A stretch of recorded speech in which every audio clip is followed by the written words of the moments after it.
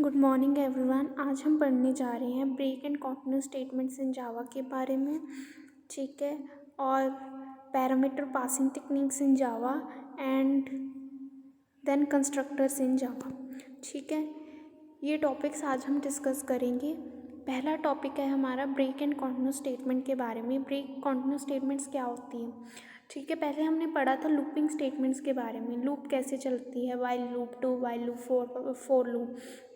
अब हम पढ़ रहे हैं ब्रेक और कंटीन्यूअस स्टेटमेंट्स, ठीक है। ब्रेक स्टेटमेंट होता है लूप को टर्मिनेट करने के लिए, लूप से बाहर आने के लिए हम अनकंडीशनली कोई स्टेटमेंट लगा दें, जैसे ब्रेक स्टेटमेंट लगा दें तो वो लूप से बाहर आ जाएगी, ठीक है। लूप से बाहर आ जाएगी। Break and continuous statements are the jump statements. ये जंप स्टेटमेंट्स होती हैं that are used to skip some statements inside the loop, ठीक है। जो हम स्किप कर सकें कुछ स्टेटमेंट्स को लूप के बीच में, जब टर्मिनेट कर दें लूप को, ठीक है, विदाउट चेकिंग टेस्ट एक्सप्रेशन। फिर हमें टेस्ट एक्सप्रेशन चेक करने की ज़रूरत नहीं होती, हम ब्रेक स्टेटमेंट लगा दें तो वो लूप से बाहर आ जाएगी, ठीक है। वो आगे स्टेटमेंट को, टेस्ट एक्सप्रेशन को चेक नहीं करेगी, स्टेटमेंट प्रिंट नहीं करेगी, ठीक है। किसी भी लूप के बीच में हम लगा सकते हैं ब्रेक स्टेटमेंट। फॉर लूप हो गया, वाइल लूप हो गया, डू वाइल लूप हो गया। Break statement in Java is use to terminate from the loop, loop से बाहर आने के लिए। When a break statement is encountered inside the loop iteration stops there, वहीं पे लूप खत्म हो जाती है। And control returns from the loop immediately to first statement after the loop, ठीक है। उसके बाद जो स्टेटमेंट आगे हमने मूव करना उसकी ओर मूव करती है और लूप से बाहर आ जाती है। Basically break statements are used in the situations when we are not sure about the actual number of iteration for the loop और want to terminate the loop based on some condition. जब हमें मतलब जितने time हमने execute करना है उसे execute कर लिया, अब हमें और नीड नहीं है तो हम ब्रेक स्टेटमेंट लगा देते हैं, लूप से बाहर आ जाती है। Break statement is majorly use for to exit loop, loop से बाहर आने के लिए used as a civilised form of go to. मतलब गो टू स्टेटमेंट क्या होती है कि हमने किसी और स्टेटमेंट की ओर मूव करना। मैं लगा दूँगी गो टू स्टेटमेंट 3, जो गो टू स्टेटमेंट 4, तो वो स्टेटमेंट की ओर चले जाता है, ठीक है। ये भी एक तरह की सिविलाइज्ड फॉर्म है गो टू की, कि हम ब्रेक लगा देते हैं, मतलब अब लूप से बाहर आ जाओ, अब नेक्स्ट स्टेटमेंट को मूव करो।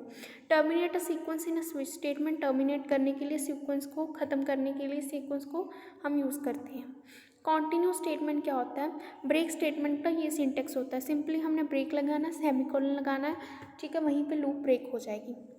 देन आता है कॉन्टिन्यूअस स्टेटमेंट। कॉन्टिन्यूअस स्टेटमेंट्स जो होती है जावा में, use to skip the current iteration of loop, loop की करंट आइटरेशन को कॉन्टिन्यू करने के लिए, ठीक है, करंट आइटरेशन ऑफ लूप को स्किप करने के लिए, फिर उसके बाद टेस्ट एक्सप्रेशन चेक करने के लिए हम कॉन्टिन्यू स्टेटमेंट लगाते हैं, ठीक है। अब जैसे मैंने कॉन्टिन्यू लगा दिया तो जो लूप की ये वाली आइटरेशन चल रही है ना, इसको नहीं देखेगा, वो फिर से टेस्ट एक्सप्रेशन की ओर मूव कर जाएगा, ठीक है। मतलब लूप से बाहर नहीं आया, लूप को कंटिन्यू कर रहा है, बट हाँ ये वाली आइटरेशन वो देखेगा नहीं, वो नेक्स्ट की ओर मूव कर जाएगा, ठीक है। हम इसे भी किसी भी लूप में यूज़ कर सकते हैं, वाइल हो गया, डू वाइल हो गया। Basically continue statement are used in situation when we want to continue the loop but do not want the remaining statement after the continue statement, ठीक है। हम continue statement में but do not want the remaining statement after, जो remaining बच गई है जो हम देख रहे हैं उसको नहीं देखेगा, वो next फिर से टेस्ट एक्सप्रेशन चेक करेगा, ठीक है। continue हम ऐसे, उसका भी सिंटेक्स सिंपल है। Using continue we can skip the current iteration of a loop and jumps to next iteration, ठीक है। नेक्स्ट आइटरेशन की ओर मूव कर जाएगा, मतलब नेक्स्ट स्टेटमेंट की ओर मूव नहीं करेगा, नेक्स्ट आइटरेशन की ओर मूव करेगा, मतलब कि फिर से वो टेस्ट एक्सप्रेशन कंडीशन को चेक करेगा और नेक्स्ट स्टेटमेंट प्रिंट करेगा, वो वाली जो चल रही है उसको स्किप कर देगा। देन आता है पैरामीटर पासिंग टेक्निक्स। कौन कौन सी हम पैरामीटर पास करना क्या होता है कि हमने आर्गुमेंट्स पास करने, हमने जो फंक्शन लगाया उसको अब वैल्यूज असाइन करनी है, दैट आर पैरामीटर पासिंग, ठीक है। अब कौन कौन सी, इसमें भी 2 तरह की टेक्निक्स होती हैं।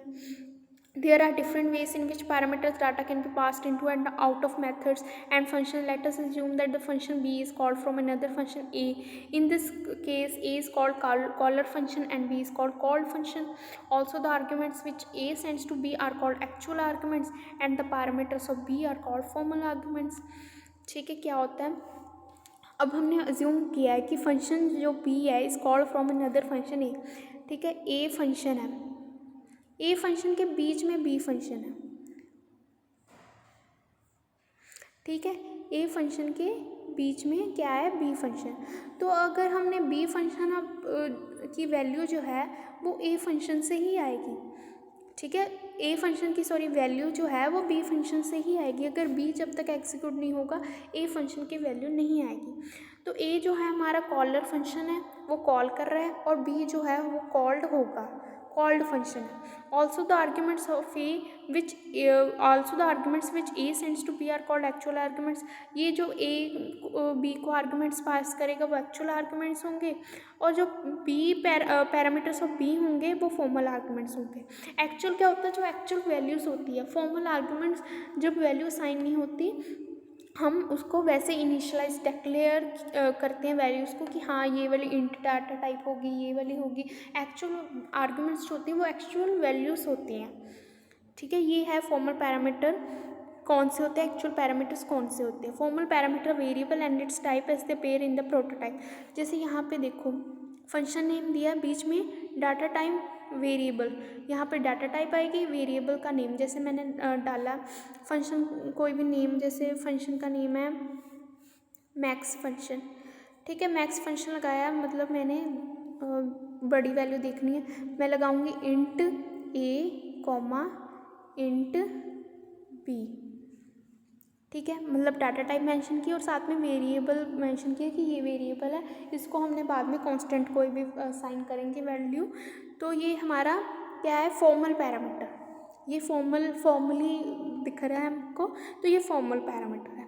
देन आते हैं एक्चुअल पैरामीटर, वैल्यू वेरिएबल और expression corresponding to formal parameter that appears in function. जो हम मेथड कॉल के दौरान यूज़ करते हैं वो होता है एक्चुअल पैरामीटर। इसमें हम एक्चुअल वैल्यू पास करते हैं कि वेरिएबल नेम क्या है, वो है एस, ठीक है। तो इसमें हम एक्चुअल वैल्यू पास करते हैं जो कि फंक्शन कॉल के दौरान यूज़ होती है। फंक्शन कॉल जब हम फंक्शन को यूज़ करते हैं, ठीक है, उस दौरान जो वैल्यू यूज़ होती है दैट आर एक्चुअल पैरामीटर्स, ठीक है। अब आते हैं कि मेथड्स कौन कौन से हैं पास करने के लिए पैरामीटर्स। पहला आता है पास बाय वैल्यू, देन आता है call by reference. Pass by value होती है जिसमें हम वैल्यू पास करते हैं, कॉल बाय रेफरेंस जिसमें हम एड्रेस पास करते हैं। Changes made to formal parameter do not get transmitted back to caller. Any modification to the formal parameter variable inside the call function or method affect only the separate storage location. ठीक है। अब changes जो हम formal parameter में डालते हैं do not get transmitted back to caller. यहाँ पे changes transmit नहीं होते क्योंकि हम सीधी value पास करते हैं। Any modification to formal parameter variable inside the call function or method affect only the separate storage location and will not be reflected in actual parameter in calling environment. This method is also called as call by value. हम इसमें क्या करते हैं, call by value तब हम use करते हैं जब हमें जैसे अब फॉर्मल पैरामीटर में कुछ भी चेंजेस आए, ठीक है, वो एक्चुअल पैरामीटर में ट्रांसमिट नहीं होंगे, ठीक है। एक्चुअल पैरामीटर में ट्रांसमिट नहीं होंगे क्योंकि हमने सीधी वैल्यू पास की है, ठीक है। कुछ भी फॉर्मल पैरामीटर में चेंज आए, कुछ डाटा टाइप हमने चेंज कर दी, कुछ वेरिएबल हमने चेंज किया, उसका इफेक्ट एक्चुअल वैल्यूज़ पे नहीं पड़ेगा, ठीक है। यहाँ पे सीधी वैल्यूज़ पास होती हैं। मॉडिफिकेशन फॉर्मल पैरामीटर की सेपरेट स्टोरेज लोकेशन को अफेक्ट करती हैं। उन लोकेशन जिस लोकेशन में वो पड़ा है ना, कि इंट को जो है वो 2 बाइट्स ऑफ डाटा चाहिए, करैक्टर को 1 बाइट ऑफ डाटा चाहिए, उनको अफेक्ट करेगा कि स्टोरेज लोकेशन कैसी है। स्टोरेज लोकेशन चेंज हो जाएगी, वेरिएबल चेंज किया लोकेशन चेंज हो जाएगी, बट जो वैल्यूज़ है वो वैसी की वैसी रहेंगी क्योंकि हमने वैल्यूज़ ही पास की है, वैल्यूज़ के ऊपर कोई इफेक्ट नहीं पड़ेगा। लेकिन जो कॉल बाय रेफरेंस है, इसमें हम चेंजेस जो फॉर्मल पैरामीटर में हम चेंज करते हैं वो पैरामीटर पास पे इफेक्ट करती है। Any changes to formal parameter are reflected in actual parameter. Actual parameter में अफेक्ट होती है, जो भी हम फॉर्मल पैरामीटर में चेंज करें वो एक्चुअल में होती है, अफेक्ट होती है, ठीक है। इसमें हम क्योंकि हम रेफरेंस पास करते हैं, इसमें एड्रेस पास करते हैं, उस वेरिएबल कहाँ पे स्टोर्ड है वहाँ पे, जैसे यहाँ पे कोई लोकेशन है, ठीक है, %A, मैं ये वाला एड्रेस पास करूँगी, इसमें जो वैल्यू होगी वो इनडायरेक्टली उसे पास होगी, डायरेक्टली वैल्यू पास नहीं की, उसका एड्रेस पास किया जिसके अंदर वो वैल्यू है। इसे हम कहते हैं call by reference. This method is efficient in both time and space. ये जो है टाइम भी बचाता है और स्पेस भी बचाता है ये मेथड, ठीक है। अब आते हैं कंस्ट्रक्टर्स जावा में। जावा में कौन कौन से कंस्ट्रक्टर किसे कहते हैं जावा में? कंस्ट्रक्टर क्या होता है? एक ब्लॉक ऑफ कोड होता है सिमिलर टू मेथड। जैसे हम मेथड लगाते हैं ना वैसे ही होता है कंस्ट्रक्टर, बस इसमें क्या होता है जो हमने क्लास नेम जैसे डाला क्लास पब्लिक नेम का ही हम कंस्ट्रक्टर क्रिएट करेंगे, ठीक है।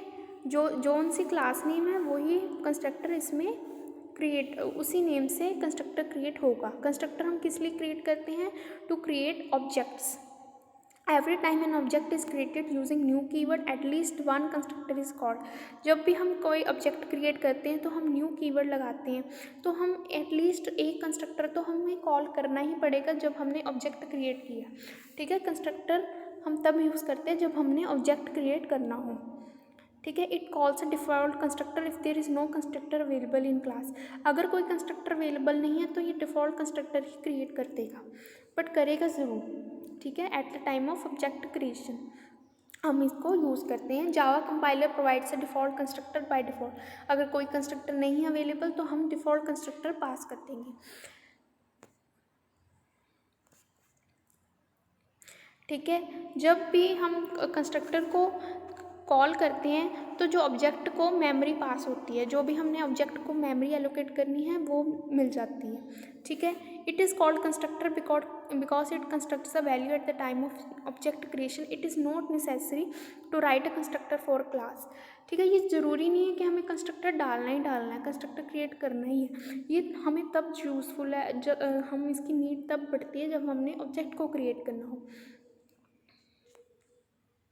ठीक है।